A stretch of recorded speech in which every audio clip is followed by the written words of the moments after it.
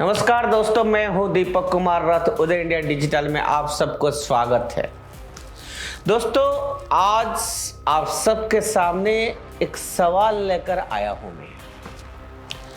सवाल जो आपको और आपके बच्चे का भविष्य से जुड़ा है। सवाल यह है कि क्या देश को आगे बढ़ना चाहिए कि नहीं चाहिए। दुनिया जिस गति से आगे बढ़ रही है, क्या भारत को उससे कदम ताल मिलाकर चलना चाहिए या नहीं। डिजिटल होते इस दुनिया में क्या भारत को भी उसी तौर पर बढ़ना चाहिए या नहीं। एक फैसला जो देश की तस्वीर को बदलने वाला था और जिसने बदल भी डाली और जिस पर पिछले 6 साल से सवाल उठे जा रहे थे,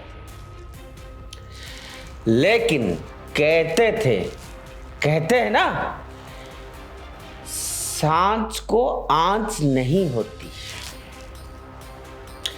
सुप्रीम कोर्ट ने 2023 के अपने पहले कार्य दिवस पर 500 रुपया और 1000 रुपया का मूल्य वर्ग के करेंसी नोटों का बंद करने की केंद्र सरकार की 2016 में लिए गए फैसले को बरकरार रखा।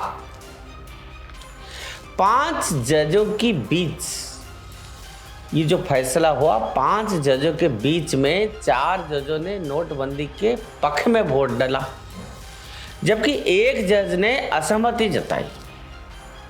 और इसी तरह से डिमोनेटाइजेशन की केंद्र की 2016 के फैसले को चुनौती देने वाली याचिकाओं के एक पूरे बेंच को खारिज कर दिया है।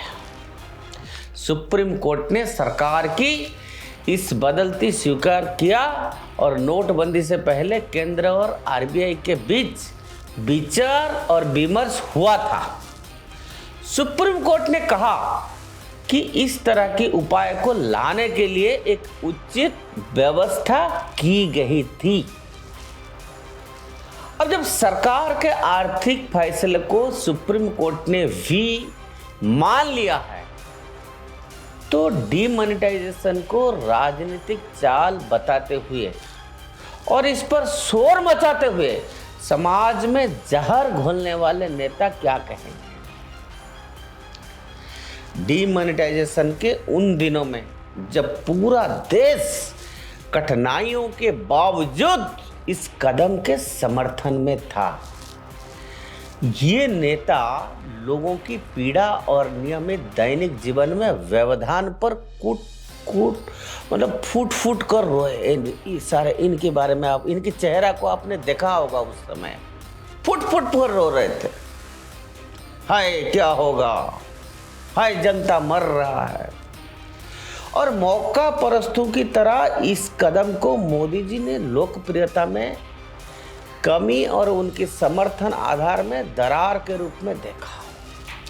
डिमोनेटाइजेशन को ममता बनर्जी, अरविंद केजरीवाल जो राष्ट्रीय मंच पर चमकने के लिए उत्सुक रहे हैं, और निश्चित रूप से राहुल गांधी जिनके पास टाइम और शौक क्या है कि मोदी को गाली देना और बदनाम करना है, उन्होंने मोदी को उनके पहले कार्यकाल के बीच में ही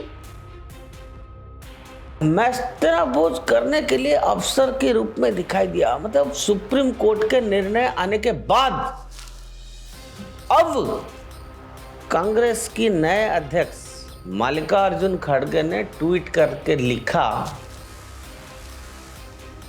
मैं ट्वीट को कोट कर रहा हूं कि मोदी सरकार द्वारा लागू नोटबंदी का परिणाम क्या है कि 120 लोगों की जान गई, करोड़ों लोगों की रोजगार छीना, असंगठित क्षेत्र तबाह हुआ, काला धन नहीं कम हुआ, नकली नोट बढ़े। खड़गे ने आगे यह भी लिखा कि मोदी सरकार द्वारा नोटबंदी का निर्णय भारतीय अर्थव्यवस्था पर एक गहरे जख्म की तरह हमेशा रहेगा। लगता है इन नेताओं ने अभी भी सबक नहीं सीखा और इन सभी ने अपने साझा शत्रु को हराने के लिए एक आर्थिक उपाय को राजनीतिक हथकंडे में बदल दिया। लेकिन वास्तव में अगर इच्छाएं नरेंद्र मोदी को बेदखल कर सकती थी तो वो अभी चाय बेच रहे होते मित्रों, चाय बेच रहे होते। हालांकि नरेंद्र मोदी को इस बात का पछतावा है कि सिस्टम में छिपे और जमा किए गए धन को वापस लाने की उनकी योजना का वीपी सिंह की तरह ही राजनीतिकरण किया गया, जिन्होंने कहा था कि उन्हें खेद है कि मंडलीकरण का राजनीतिकरण किया गया और लालू और मुलायम सिंह जैसे जाति नेताओं का जन्म भी हुआ था।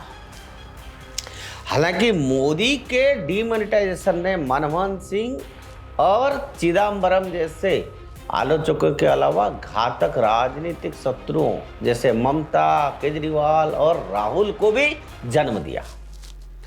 एक मीडिया हाउस ने सर्वे के हिसाब से देखा गया है कि डीमोनेटाइजेशन के समय एक जनमत सर्वेक्षण में पता चला कि लगभग 84% लोग अत्यधिक अभाव के झेलने को तैयार थे उस समय। इसका कारण ये था कि ताकि जमाखोरों, रिश्वत लेने वालों, कालाबाजारी करने वालों का पर्दाफाश हो सके। ये एक पब्लिक की इच्छा था और ये एक इंडिपेंडेंट एजेंसी ने सर्वे के तहत बताया है। नोटबंदी के खिलाफ विपक्षी एकता की दलाली करने की कोशिश भी नहीं चल सकी। आपने ये देखा, क्योंकि ममता हो, केजरीवाल हो या राहुल गांधी, ये सभी मोदी को मात देने का नेता बनना चाहते थे। बैंकों के सामने घंटे खड़े रहना या एटीएम से बिना कैश के बिना लोग लौट रहे हैं और भड़का रहे थे लोगों को। नेताओं की नाकामी का कारण राजनीतिक कम और भावनात्मक अधिक था। उनको लोगों की चिंता कम ही थी, लेकिन उसमें राजनीतिक रोटी कैसे सेकेंगे डीमोनेटाइजेशन में, उसमें वो ज्यादा चिंता करते थे। वंचित और गरीब मोदी का समर्थन कर रहे थे।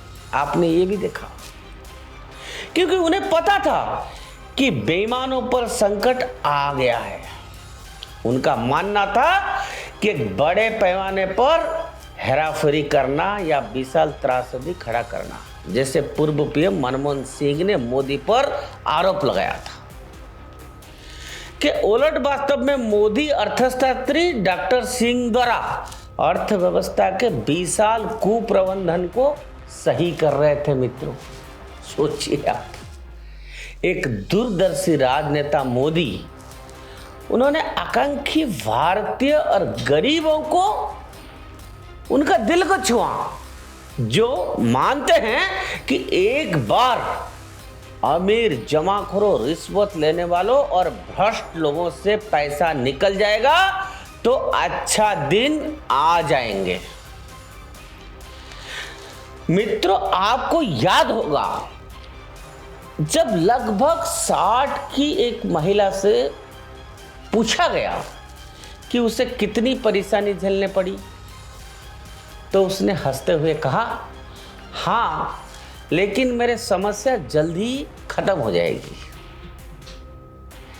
डीमोनेटाइजेशन पर सुप्रीम कोर्ट के फैसला ने आखिरकार मोदी सरकार द्वारा किए गए फैसले को मान्य कर दिया और जिसने पूरा देश में डिजिटल अर्थव्यवस्था का युग को लाया।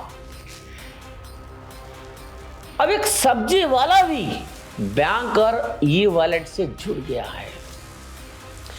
आरबीआई ने डिजिटल रुपया जारी कर दिया है।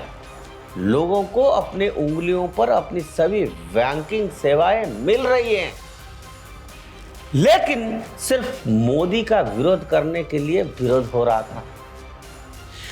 कब तक इस देश में स्टेटस क्वो की राजनीति चलती रहेगी?